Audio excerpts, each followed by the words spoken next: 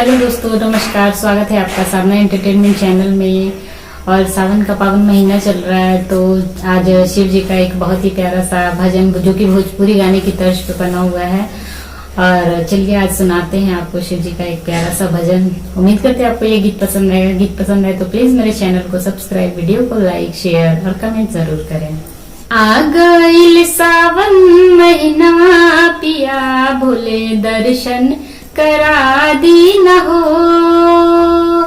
आ गइल सावन महीनवा, पिया भोले दर्शन करा दी न हो।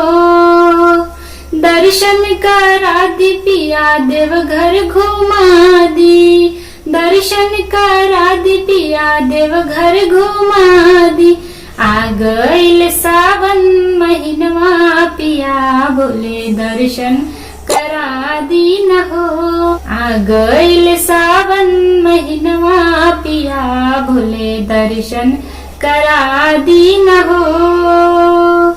रहली है दिल से असरा लगवले, असरा लगवले, हाँ असरा लगवले। बाबा के करबो पूजनवा, पिया जलवा रौरो गिराली न हो। बाबा के करबो पूजनवा, पिया जलवा रौरो गिराली न हो। आ गइल सावन महीनवा, पिया भोले दर्शन करा दी न हो। आ गइल सावन महीनवा, पिया भोले दर्शन करा दी न हो।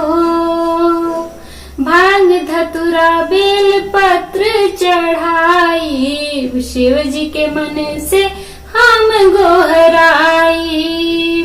भांग धतुरा बेल पत्र चढ़ाई, शिव जी के मन से हम गोहराई।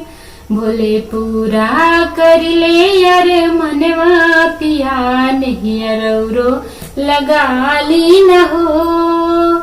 भोले पूरा कर ले यार मनवा, पिया नहीं रौरो लगा ली न हो।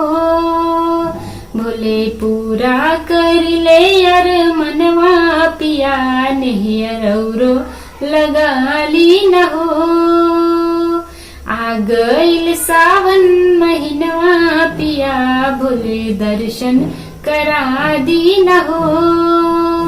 आ गइल सावन महीनवा, पिया भोले दर्शन करा दी न हो।